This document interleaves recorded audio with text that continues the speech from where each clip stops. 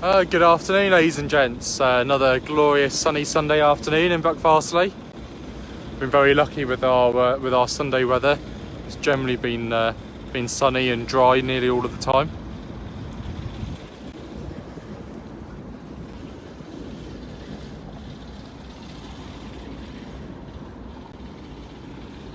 Recently had our field cut as well. It was getting quite long and overgrown, and one of our volunteers very kindly came in and cut it for us.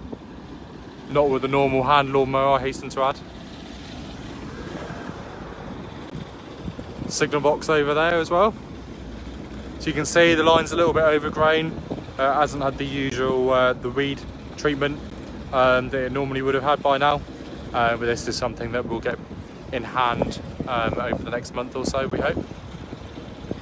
Just waiting for a few more to join us before we go over to our host. We've got Alan back with us this week after he's had a few Sundays off. We've got a very special treat today as we're actually taking you for a train ride down the line for a short distance. So we'll come over to Alan. Good afternoon, Alan. Good afternoon, everyone, and welcome back to the South Devon Railway. As Ernie has already said, thank you for joining us. Thank you again to everyone who has continued to donate to our SOS appeal. If you can, please keep doing so. It is what is keeping us going at the moment and hoping getting us towards that point where we can actually get everything back open again. We'll talk a bit more about that in a moment, but we're going to actually show you today some of the work that's been done with some of the money that's been raised. So I really do appreciate everything you're doing, the whole of the board do, everyone does. Thank you for all those donations. Now, while we're just at this end of the site, I'm just going to illustrate one of the things we're planning to do. The hope is to get the site open for visitors, at least in the short term. It may be some while before we can get back to running trains. So by getting the site open, we can open it for visitors to be interested, come around and see what we've got here at Buckfastleigh site. So if I just move around here, and Ernie can pan the camera around, if you look up over in the distance, you can see our car park there. We're planning to put an entrance next to where there's a kiosk in the car park where we're going to be doing takeaway teas and coffees and light snacks. Then people can come in through the entrance there, and we're going to ask people for a suggested donation to come into the site and then walk up alongside our yard here. There's the fence alongside, and they'll be able to see everything that's in the yard, what's going on. We'll also have lots of other things on display, and you'll pick up a leaflet which will describe what's going on. So I can see a few of you already joining. Hello to Leo Barco, Kevin Hampton, Chris Sutton, Joseph Barnard, Gareth Barnard, Mark Haynes, David Shaw in Bulgaria even. And Gareth, hello Gareth, one of our regular volunteers. Welcome to you all. So once you've got into the site, you'll be able to go into the running shed. You'll see one or two of the locomotives. You'll be able to see some of the wagons we have in the yard. We hope to have various other exhibits open, including the Leamore tramway exhibit. We're hoping then you'll be able to go down towards the carriage shed at the north end of the site, where there's a lot of our carriages are stored, and there'll be some description of those within the leaflet that you'll get. And when you come out, you'll be able to visit the shop, which hopefully will be open in the forecourt, and of course there'll be toilets available on the platform. That's the plan, and hopefully this will all happen later this month. So we'll look forward to that, and all the details will be on our website once that's done. Okay, what we're going to do now is we're going to head towards our train, which is headed by our Class 09 diesel shunter today. And we'll go and just say hello to the driver briefly, and then we'll board the brake van, which is a Great Western towed brake van, and we'll go down the line as far as Nursery Pool Bridge. So follow me.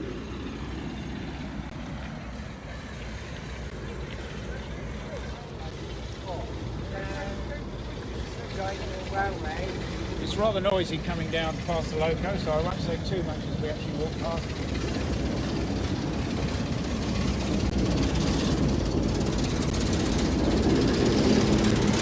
Our driver today is John Staler, one of our regular volunteers. Hi John. Okay, let's board. Have a quick peek inside the cab. There we go, inside the cab of the 09. You see one of our drivers earlier in the week's had the brasso out on the controls, so it's looking quite nice and clean and tidy. Okay, a few more people have joined us just before we board. Clinton Taylor in Australia, welcome to you. Brian Condick, another regular volunteer. Barry Bradshaw in Somerset. David Hicks in London. John Kahan. Hi John, I hope all's well. John is our volunteer coordinator, and I will just take the opportunity to say his wife's not very well at the moment. John, we really do hope she's okay, and we look forward to seeing her back in full health. So very best wishes, John, and please pass it on to Rick. And Dave Withy, another regular volunteer. Hello again, everyone. Sorry about that. We don't know really what went wrong there. We've got a full phone signal, 4G, etc. Obviously just didn't like being on the moving train maybe, so we just come back a bit so you didn't miss any of the train ride. We'll wait for some of you to rejoin us. We just stopped opposite the Buckfast Butterflies and Dartmoor Otter Sanctuary at the moment. Here we go.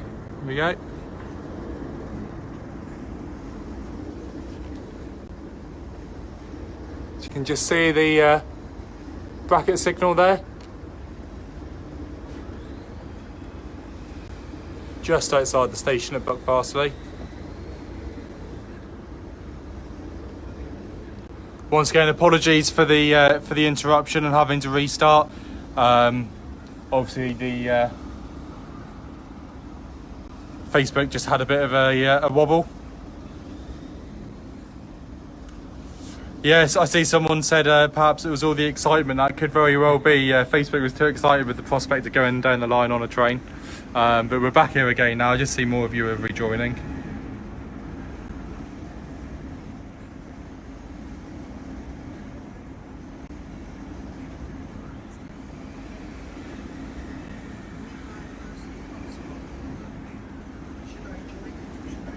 Okay, so Alan. Right. Sorry about that, everybody. Vagaries of modern technology, but there we go. So, Annie has already explained where we are with the butterflies and otters here, so I'll just get us moving again.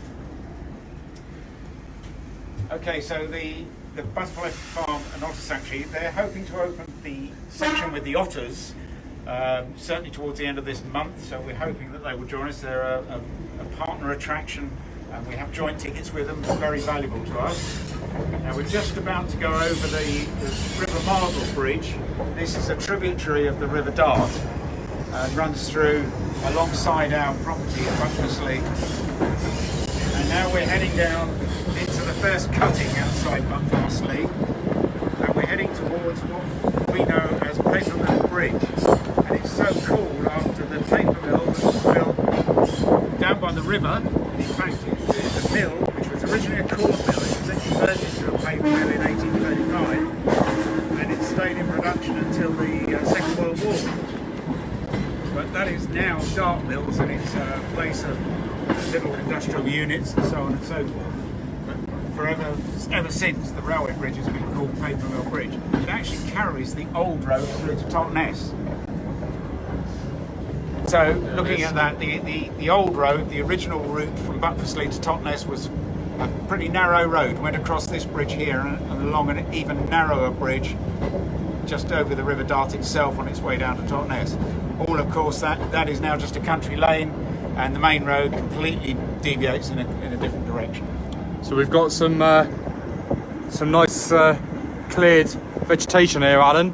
Yeah, this is our Wednesday cutting back gang. A very terrific job of starting to get the line side cut back again. Not surprisingly, with all the growth that there's been since lockdown originally occurred, they've got a pretty enormous task to perform now to get everything cut back properly. But they've made a start here, and it's certainly looking very good now. There's an interesting feature there. Can you tell us what that is? Buckfastleigh Sewage Works, but just if you look in the distance, that's the very narrow bridge across the River Dart that was the original main road to Totnes. Certainly wouldn't take the traffic of today, but yes, Buckfastleigh Sewage Works, and in fact one of the sewage pipes actually runs under our track to get to it. Well, we're gradually approaching Nursery Pool Bridge itself. Just behind us on the other side of the line, you can't see it, is Kilbury Manor, which is an old Devon longhouse and is now a bed and breakfast establishment. So if you want to come to Devon and spend a holiday down here, that's one place you could stay. Quite a historic building and very close to the South Devon Railway. Now we're approaching Nursery Pool Bridge. And I think as we get there, we'll explain a little bit more about this, because from now on, the river is on the other side of the track. Up to now, it's swung around in a big loop around Buckfastleigh Station. And this bridge was one of two major crossings of the river, the other one being up on the other side of Buckfastleigh, and they were both built to a very similar design. And we're going to briefly talk about that and the work we've had to do to it. So here we are. Now, just before in fact, what we'll do is we'll get off and get down onto the parapet of the bridge, so bear with me.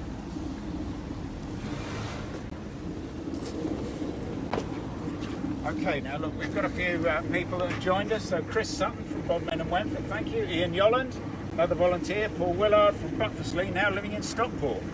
And James Asker and John Davis. Okay, so here we are on Nursery Pool Bridge. Now, what we're actually standing on is a new concrete structure. But in a moment, we're going to take you down to the riverbank and you'll be able to see the original structure. When the line was being constructed, construction work on the Buckfastleigh and South Devon Railways it then was.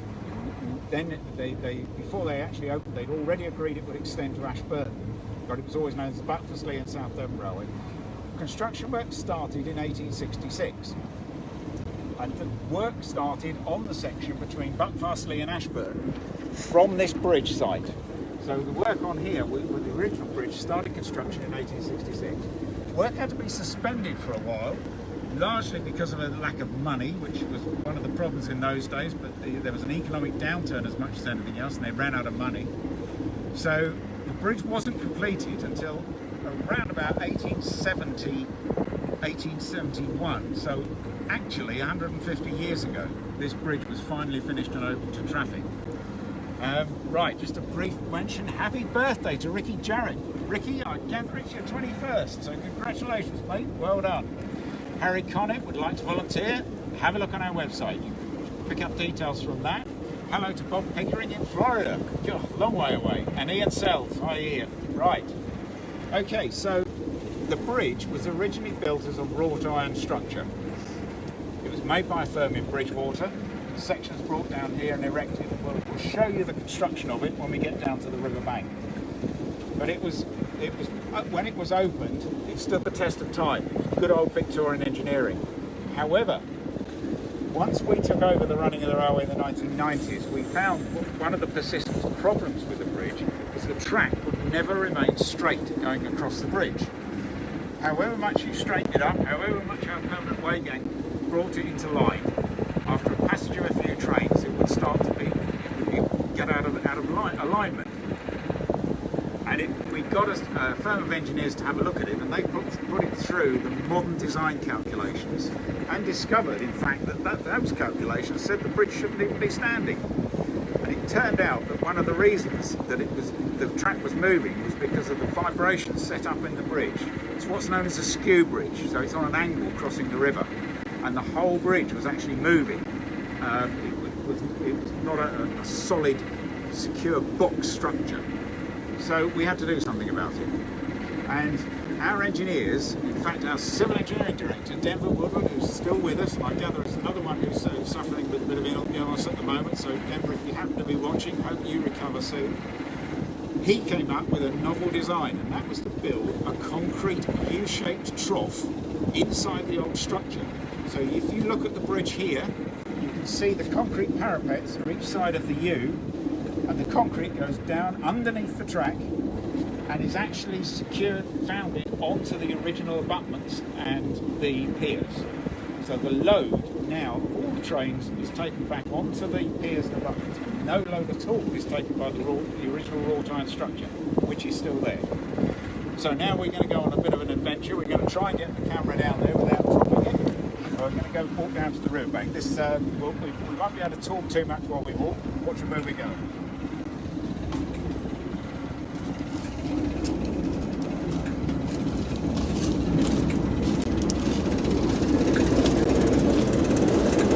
We'll try not to have any outtakes live on on Facebook here as one of us trips over or goes head first down the bank.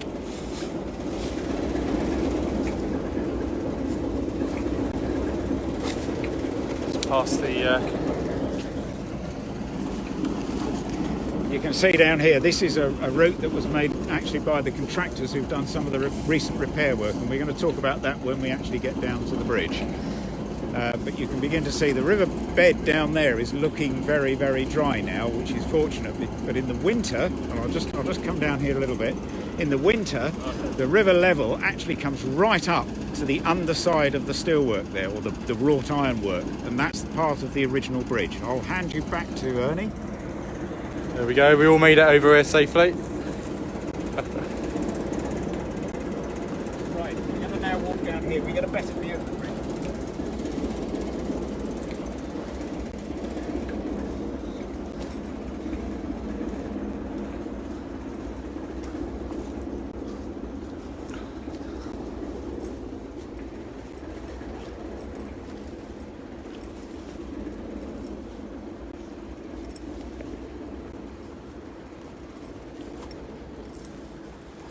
There we go. Right, we'll start with a view from here, and you can see there's quite clearly the black wrought iron, which is the original bridge, and then the concrete trough above with all the new handrails and so on and so forth. Because the old bridge never had any handrails, but then in 1866 to 70 and so forth, health and safety, I don't believe, had even been thought of. So therefore bridges were built without any sort of parapet whatsoever. A few more. Hello, Ryan Maynard. Hi, Ryan. How you doing, mate? Derek Clark. Daryl Barnes would like to see the camera. There's a reason I stay behind the camera. we might catch him sometime. We'll have a go at that one.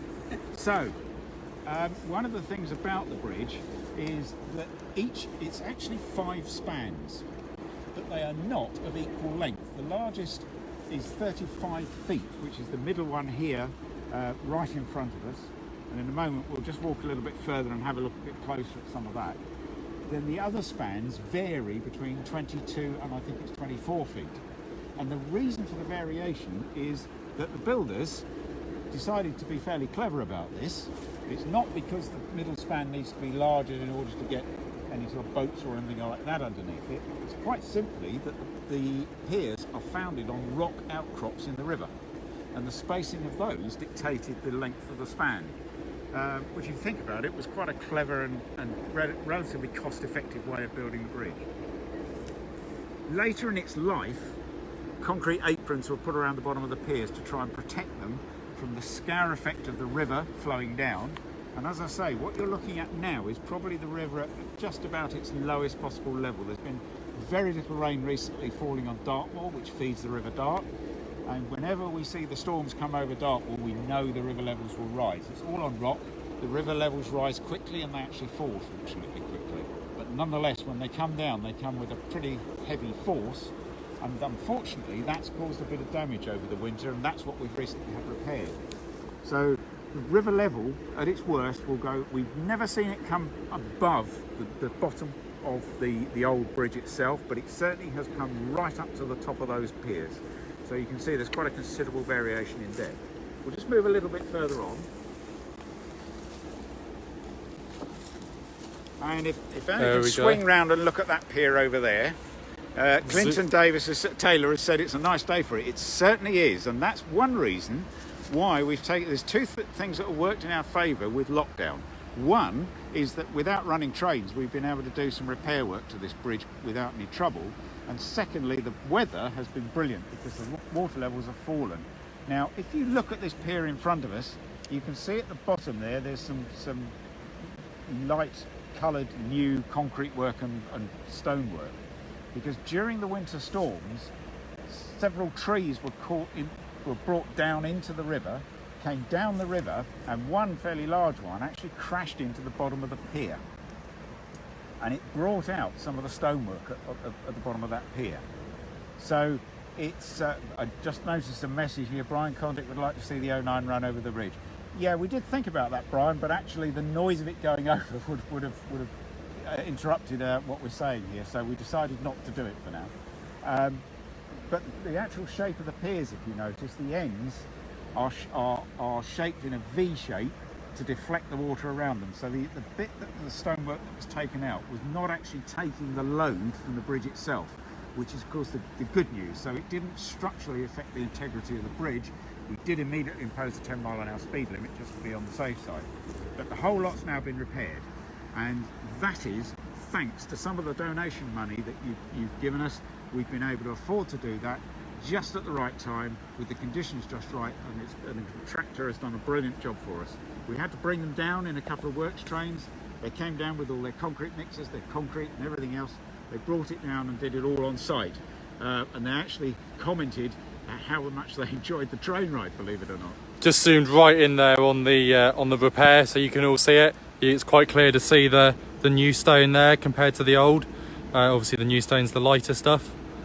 The stones are actually, some of those stones are the originals which were found in the riverbed, but we couldn't find all of it, so there are a couple of new stones in there. And we also had some you can just about see some new concrete there. There was some damage to the what's the proper word for the apron, which got repaired at the same time. In fact, that was another advantage. But when the contractor came down here, Fiona Takara, lovely to see anything to do with the railway. Thank you, Fiona. It's great to have you with us. When we got down there, the contractor spotted the fact that the concrete apron had slightly deteriorated at the front there. We're not sure whether that happened during the winter storms or happened subsequently, but obviously with the contractor on site, really took advantage of that, and he repaired it. You probably can't see it, but we also discovered that one of the dressing stones on the far end abutment had also come away, but that appeared to have just fallen away and was actually down on the edge of the river. Zoom in, and you can just see you can just about see it there.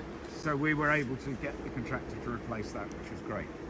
So, okay, the bridge does look a bit different to how it did when it was first constructed, but we were able to at least keep running. And of course, what we did by putting the extra concrete decking in the trough, it means that the weight limit was able to be increased on the bridge, so we could actually run heavier locomotives, which has paid dividends for us ever since.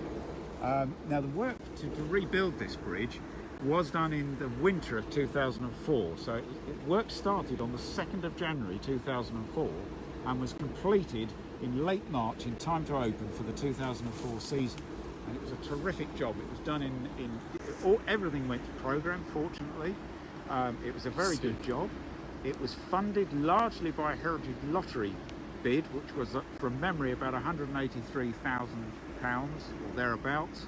And in fact, the total cost of the repair, the new trough and everything to connected with it was about £245,000. So that was all we had. So the balance of that we had to find, obviously, from our own funds, but it wasn't bad. Thanks to the Heritage Lottery Fund, we were able to do this work.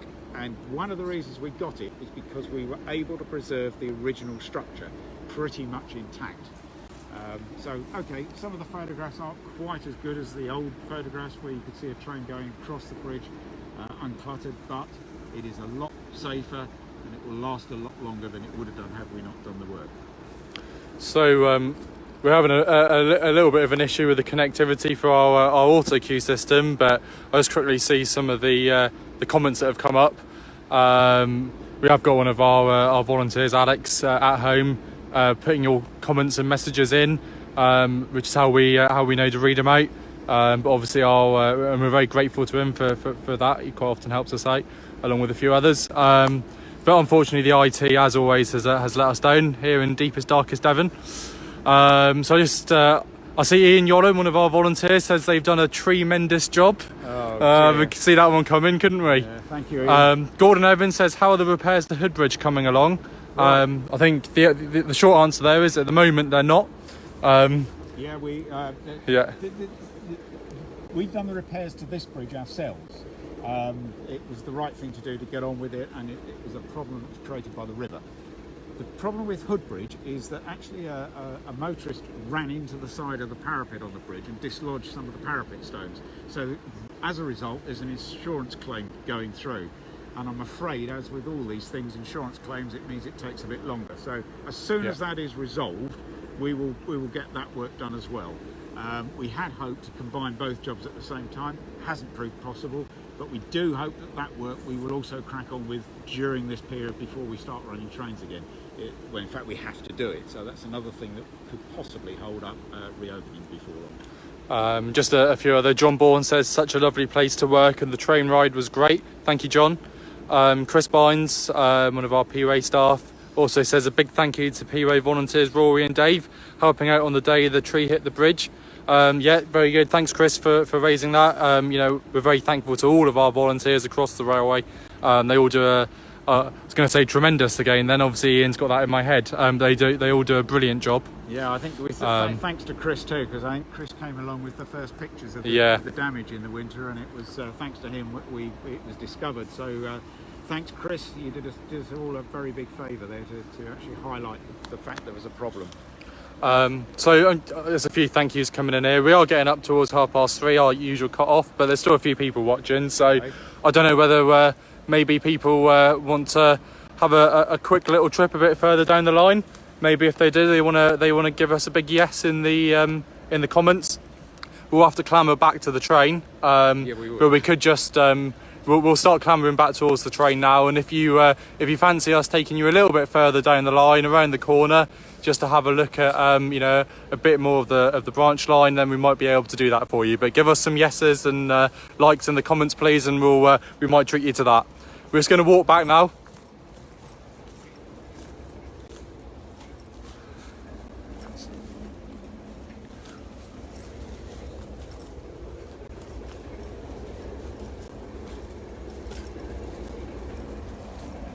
So we'll just clamber back here again.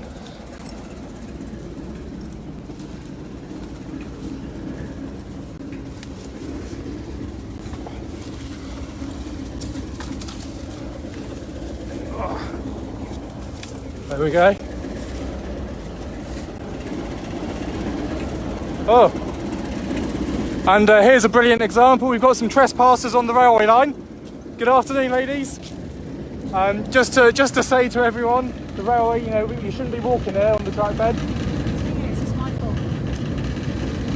Lost on the long walk up my route. It's okay. Well, if you can. I could walk on the road. Okay, if you can leave the railways, you know, by the safest means, just be aware. Obviously, we've got this train here, so you do need to leave the railway. Okay, we're just doing a live video at the moment, but just a reminder to everyone. It's obviously quite good timing.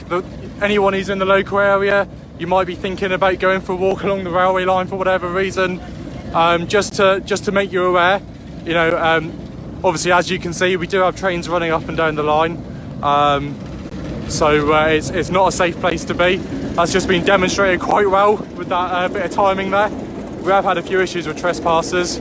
I think every railway has. But anyway, we're just going to take you for a bit of a train ride. We'll just make sure those trespassers have got clear and are out of the way before we do set off anywhere. Sorry about this. Okay, guys. Heart condition. Well, yeah, okay. If you just want to keep going, I just want to keep, okay. just keep going. Yeah. Just get yourself off the railway as safely as you can. Thank you ever so much. And don't come back on the railway next time. All right. Thank you, guys. Thanks. There we go. Sorry about this to all our live watchers. But obviously, one of the issues we faced, we've had issues with trespassers across the railway. I think every heritage railway has done. And just to add, it is illegal, and it's a civil case that can bring a fine. And more importantly, it's extremely dangerous. It's not a safe place to be walking around. Anyway, those trespassers are leaving the railway now, and we're going to take you for a ride just down the branch line a bit further on our brake van. So let's join Alan back on the toad. Here we go. We'll cross over to the side with the river. There we go. So the river now follows the railway all the way down to Totnes. We're just going to stop at a point just beyond here where it comes particularly close to the track, so you can just see it. It's a salmon river. It's very popular with fishermen. In fact, it's interesting. I was expecting we'd find a few fishermen around there. often found to be around there. There are ways and means they can get to the fishing rights on the riverbank without actually trespassing on the railway. The problem is, I think, as Ernie was saying, we get people who think it's easy to walk along the railway train.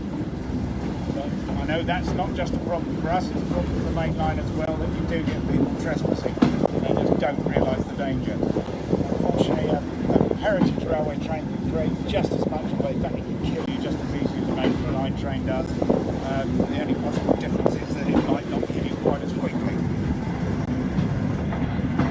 Okay, so we're just going down this bit. We're reaching a point in the line that's known as Cataford. Most points on the line are named after a local hamlet or collection of buildings, dwellings and so forth. And there's a place called Cataford just up on the hill here. And this is known as Cataford Curve. It's on this side we're on now. We always tell people when they're riding on the train to travel on this. If there's enough seats, travel on this side of the train so you get the best views of the river. Here you can see opening up.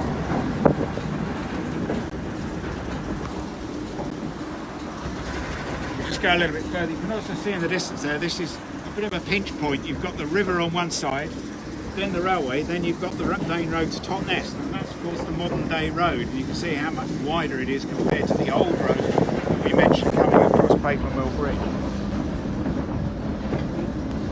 Also here you can see the remains of part of the old fence. That's an old piece of broad gauge rail there sticking out. This was the original fence straining post. The Great Western always used to make use of reused materials, recycling in its broadest sense in the early days. And there's the river, as you can see, quite low, quite rocky. Down at the lower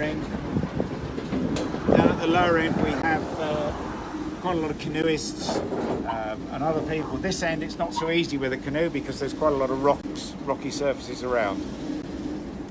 But it's looking quite tranquil at the moment compared to the raging torrent that it was during the winter when the damage was sustained to the bridges.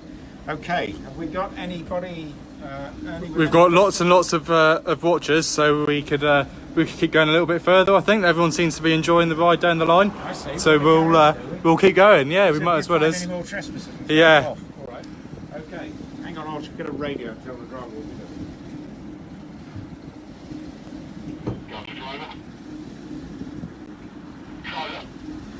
Okay, can we talk forward down onto the straight, please? Forward onto the straight.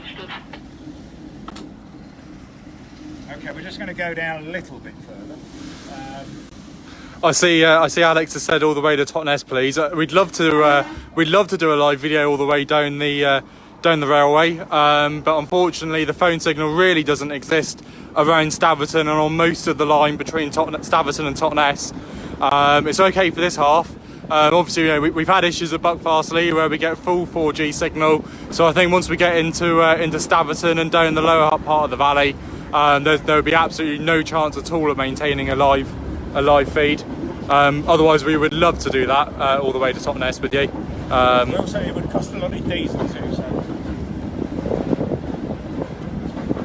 There we go. As we come down here, you might be able to see in the distance the changing gradient. It's the line falls pretty much all the way from Buckfastleigh to Totnes. The steepest gradient is just outside Buckfastleigh at 1 in 50. It's only a relatively short stretch, but it does mean that the trains have to work hard coming into the station. And if ever a fireman is embarrassed for the lack of steam, that's the bit that will catch him out. But here it's relatively level, but it's not quite level. You can see it dropping in the distance to go down. A lot of this is all very grown up with ferns. So I mean, it's an area that can give us problems in the height of summer. If we get particularly dry conditions, we have had problems with line-side fires in this particular area, which is always a bit embarrassing, but it's unfortunately an inevitable part of running steam.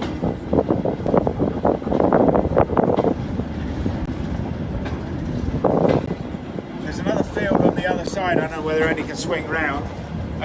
This, when we came down earlier just to check things out, the farmer was in there cutting that for his silage.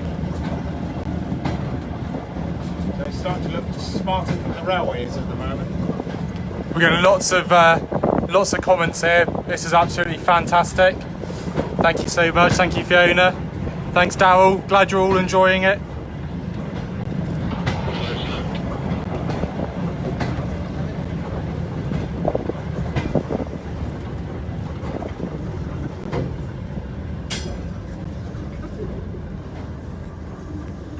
Okay, now this gives you a bird's eye view of the countryside around here and the hills around Buckfastleigh in particular.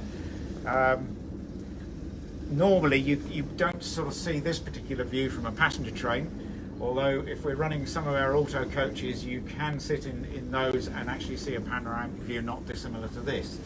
But certainly the view from the carriage windows, of course, are pretty good. It is a classic piece of Devon countryside, and one of the reasons we do get so many people come and visit us. And we're really sorry at the moment that we can't run trains normally, but equally I think the experience would not be quite the same. So we've still got loads of people watching, obviously really enjoying it. We're not going to go much further down the line because the phone signal will cut out, and that will be the end of that. But some people here asking if they can go back, if they can stay on whilst we go back to Buckfastleigh, so we can we'll do that. As the guard, Alan will have to stop presenting and concentrate because it will be a propelling move, which means the engine's pushing the wagon back, so he'll be having to watch the line and give instructions to the driver. But I'll keep talking rubbish probably as normal, but we'll go back into Buckfastleigh and hopefully the signal will hold out. As you're the pike up, Ernie, if you're we'll go for that. That's fine if you want to. That's what we'll do. You're the driver. So. Driver. Yeah, can we propel back to Buckfastleigh, please? 5 to 10 miles an hour. All clear to set back. Propel back to Buckfastleigh, 5 to 10 miles an hour. There we go. You can just hear the driver and guard communicating. So obviously this is a non-passenger train, engineer's train operating in a possession. Normally passenger trains they're not propelled because obviously it's important that the engine is at the front of the train because the driver's got the best line of sight then. There are a few exceptions to that in an emergency or what's known as an auto train that we've covered in previous videos.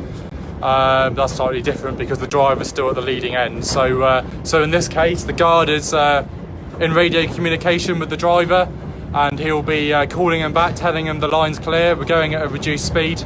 He'll be watching out for the level crossings, obviously keeping an eye out for any more trespassers we might come across, and the speed's kept low so that we can stop very quickly if needs be.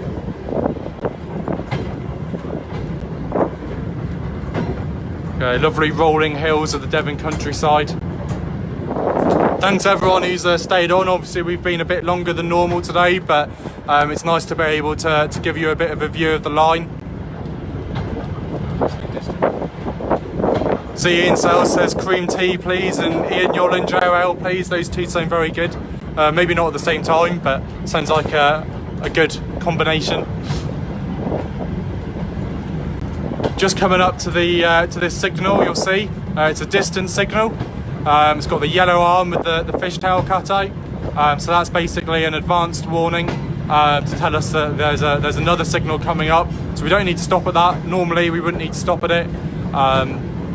That one's fixed at caution, which means it doesn't show anything other than be prepared to stop at the next signal. That's because the line speed's low and it's not needed.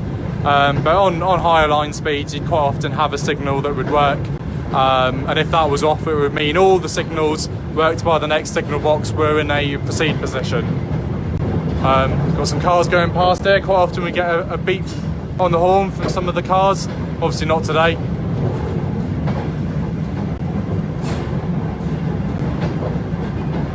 You just see coming up here, just on the right hand side of the railway line, there's a board there with a 10 and the sort of arrow shape. That's an advanced warning board for a speed restriction.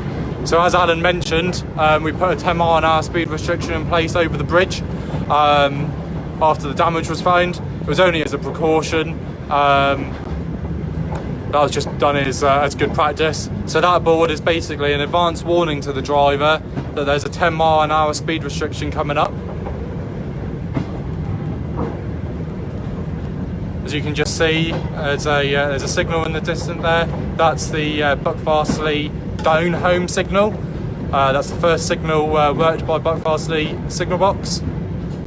Again, because we're in an engineer's possession, we don't need to stop at it. Normally with it in that position we would be needing to stop, but different working arrangements during a possession. You just see the number 10 there. That means it's the commencement of the 10-mile-an-hour speed restriction. Now that the work on the bridge has been done, once we have our independent permanent rate engineer back in, hopefully we'll be able to remove that speed restriction again. Just passing over Nursery Pool Bridge. That's just where we were stood a little while ago.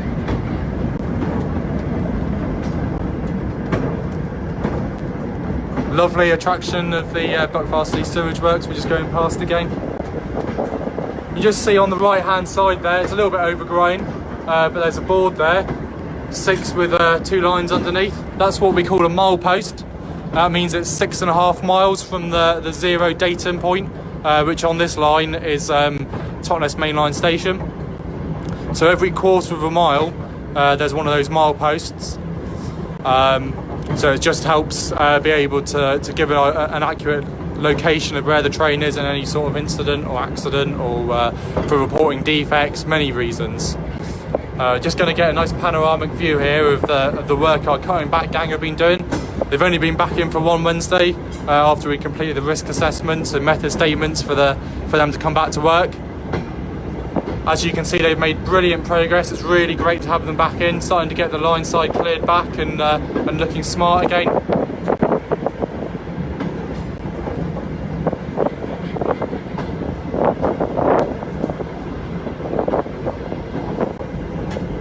There we go, just coming back to Paper Mill Bridge. You can just see the back of I'll just zoom in, that's the back of the Buckfastleigh Up advanced starter. It's the last signal trains go past on the way to Totnes. Very tall signal, that one. There we go. And we're just coming round the corner now into the station at Buckfastleigh.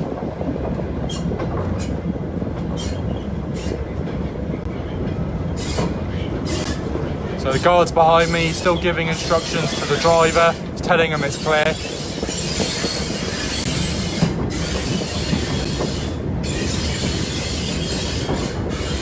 There we go. So as part of the possession, we know which way the points are set. There's protection in place to make sure they're not moved. Obviously, normally those signals back there would provide an indication of which route you were taking, as well as permission to move on. We're just coming back into the station here at Buckfastleigh. There we go.